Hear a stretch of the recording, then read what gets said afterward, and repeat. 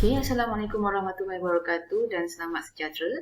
Okay, so untuk video kali ini adalah video part 5. Okay, so untuk video kali ini saya akan tunjukkan a few example macam mana kita nak solvekan trigonometric ratio di dalam unit circle. So kena ingat kalau unit circle means that angle tu adalah angle yang kita nak cari tu yang angle nilai dia more than 90 degree lah, yang nilai yang besar-besar. Di mana yang kita tak boleh plotkan angle tersebut di dalam triangle. Okay, so kita tengok contoh yang pertama. So ini adalah contoh soalan test yang sebelum ni.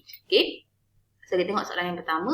So sekarang kita ada soalan yang minta by using special angle. So special angle adalah 30, 45 ataupun angle 60 lah.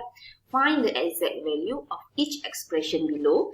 Do not use a calculator lah. Okay, so sekarang kita tak boleh gunakan calculator. So kalau special angle maksudnya kamu kena gunakan method daripada table yang kena buat triangle dan ataupun kita boleh gunakan hand trick lah. Okay, so for example untuk soalan pertama, tangent 11 pi per gandingan 4. Okay, so sekarang kita nampak ini adalah dalam unit radian. Okay, so first kali kalau kita nak solvekan menggunakan trigo, apa yang kita akan buat? First step adalah kita akan sketchkan angle tersebut lah. So sketch the theta dalam kita punya unit circle. So problem kita sekarang adalah this one unit dia adalah dalam radian. So apa yang kamu akan buat? Kamu akan convertkan daripada unit radian kepada unit degree. Okay, so sekarang dia punya angle dekat sini adalah 11 pi per gandingan 4. So kita tahu 360 equal to 2 pi. So kalau 180 equal to pi lah. So in order to convert from radian kepada degree, pi ni kita akan tukarkan kepada 180. So maksudnya 11 timeskan dengan 180 divided by 4. So dekat sini kita akan dapat menggunakan calculator. So kita akan dapat jawapan dia 495. So means that daripada radian tukarkan kepada bentuk degree lah. So tangent 495. So sekarang kita nampak angle ni adalah angle yang besar lah. Okay, so first step kita nak sketchkan dia punya theta dalam unit circle. So sekarang theta dia in degree. Okay, so bila kita nak sketch, we can see that here theta dia adalah positif. So bila positif maksudnya theta tu dia akan rotate secara anti-clockwise lah. Okay, and then second one kita tengok this angle adalah more than 360 because we know that one complete cycle bersamaan dengan 360. So maksudnya bila more than 360, so maksudnya dekat sini berlakunya more than one complete cycle. Okay, so macam mana kita nak tengok 495 kita tolakkan dengan one cycle. So one cycle dekat sini adalah 360. So bila kita tolakkan 360, so kita dapat dia punya angle dia dekat sini bersamaan dengan 135. So means that in order to get 495 adalah daripada 360 iaitu one complete cycle tambahkan dengan angle 135. So kita tahu angle 135 is located in the second quadrant, di mana second quadrant adalah angle from 90 to 180. Okay, so first kali kita dah tahu ni adalah pada quadrant yang kedua, so kita akan lukis lah. Okay, so ini y axis, ini adalah x axis, so 90 to 180. Okay, so we know that angle dia tadi 495, so maksudnya 495 positif, so dia akan bergerak secara anti-clockwise. So dekat sini one cycle 360, and then in order to get 495 kita akan pluskan dengan 135 lah. So 135 adalah pada second quadrant. Okay, so maksudnya dia akan stop dekat sini. Okay, one cycle and then tambahkan dengan extra angle dekat sini iaitu 135 in order to get 495 lah. Okay, so bila kita tahu ini adalah dia punya stopping angle dia, so kita akan buat satu terminal line. Okay, so untuk menunjukkan dia punya stopping dia lah. So ini adalah dia punya terminal line dia. Okay, so next one. Okay, kita nak gunakan ratio iaitu special angle. So means that kita kena buat dalam right angle triangle. So apa yang kita akan buat? Step yang kedua adalah, so the second step adalah kita akan cari dia punya, kita akan kita akan lukis dia punya right angle triangle, right angle triangle, okay, mengikut kuadran untuk angle tersebut lah. So kita tahu untuk angle ni dia locate pada second quadrant. Okay, so sekarang dia locate pada second quadrant. Okay, so means that kita punya right angle triangle kita akan lukis pada second quadrant lah, ikut kepada dia punya location of theta tersebut. So theta ni dia locate pada second quadrant, so means that kita akan lukis right angle triangle tu pada second quadrant. So kita nampak ini adalah dia punya terminal line dia. So kita akan buat satu triangle dekat situ, di mana bila kita buat satu straight line di bawah, okay, and then straight line pada dia punya tapak, so kita akan dapat right angle triangle lah.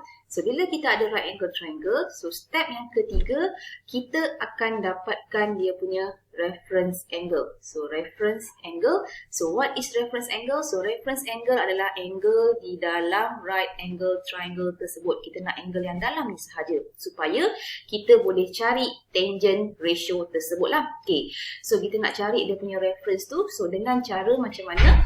So kita tahu, okay, sekarang dia locate kita punya triangle ni adalah pada kuadran yang kedua. So kita tahu, okay, angle untuk half of circle bersamaan dengan 180 degree. And then kita tahu tadi nak dapatkan 495, dekat sini kita akan tambah extra 135 degree. So kita tahu daripada kosong hingga ke sini bersamaan dengan 135. So apa yang kita akan buat, half of circle kita akan tolakkan dengan angle di luar ni untuk dapatkan angle yang dalam lah. So kita akan dapat dekat sini 180 tolakkan dengan 135, 180 135. So kita akan dapat 135. So kita akan dapat angle dekat dalam triangle tu bersamaan dengan 45 degree. So means that angle dekat dalam triangle tersebut sini adalah 45 degree. Okay, so ini adalah kita punya angle. Okay, so step yang seterusnya kalau kita refer daripada sini, okay, so kita dah buat step pertama sketch, step yang kedua locate the quadrant, di quadrant kedua, and then kita dah lukis dia punya sketch right angle triangle.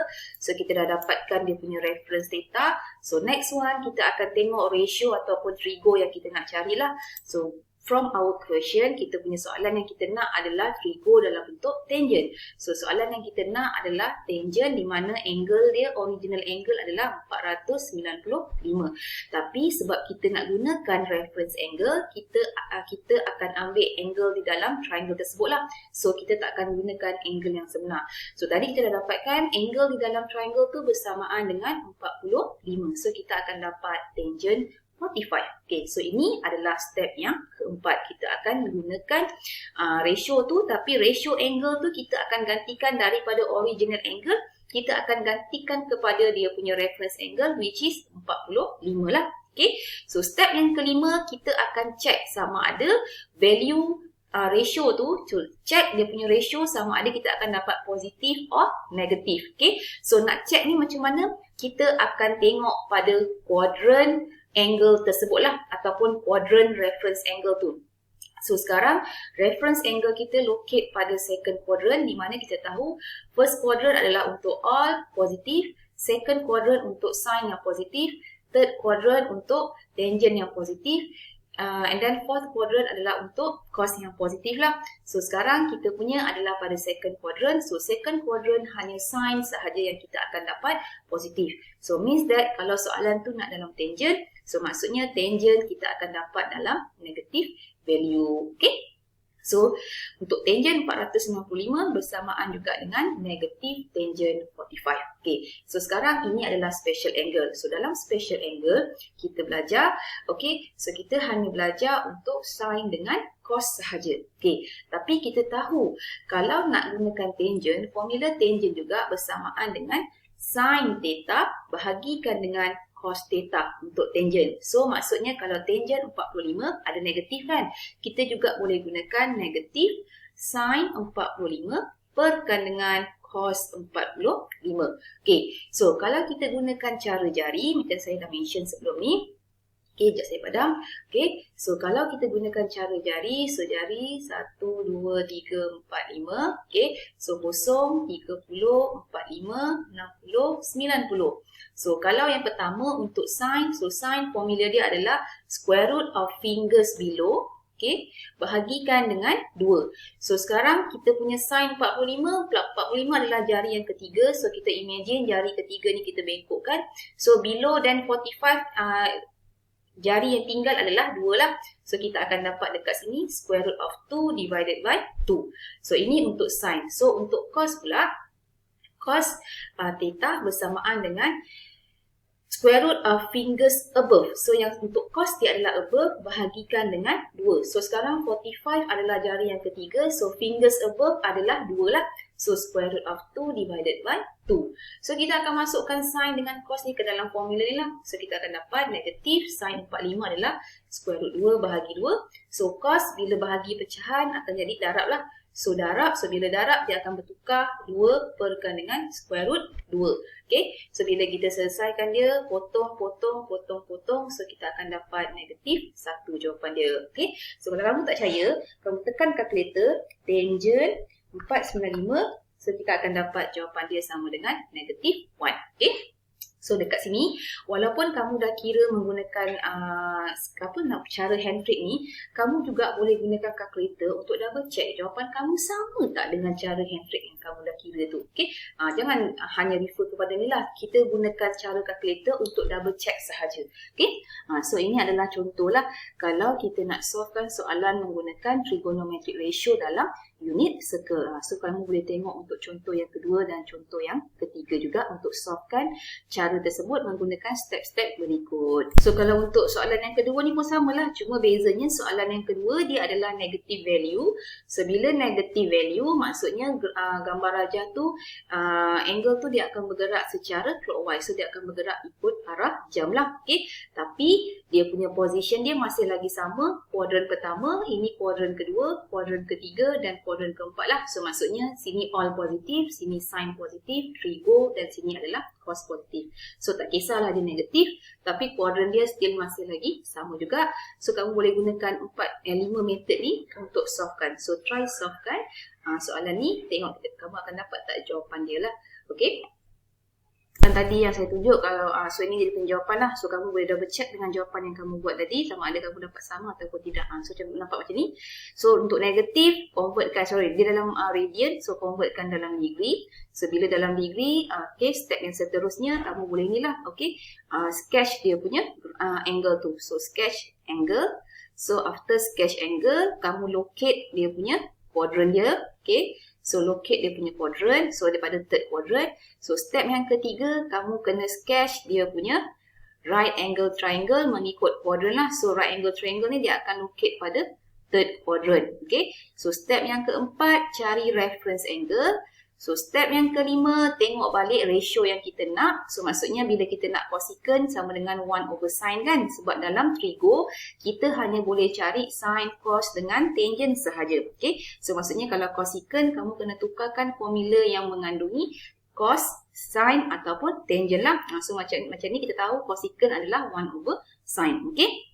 Tapi sekarang sin negatif 120, so memandangkan dia terletak pada kuadran yang ketiga. So kuadran yang ketiga dekat bawah ni, so kita tahu A, S, T, C. So untuk kuadran ketiga hanya tangent sahaja yang kamu akan dapat positif. So sebab tu kalau kita gunakan reference angle dekat depan ni kita akan letak negatif lah. Sebab apa?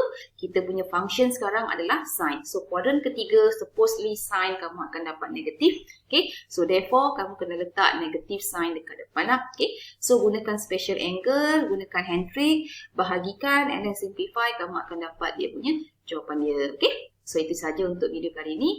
Okay, kalau tak faham, kamu boleh tengok exercise yang seterusnya lah. Okay, Assalamualaikum dan terima kasih.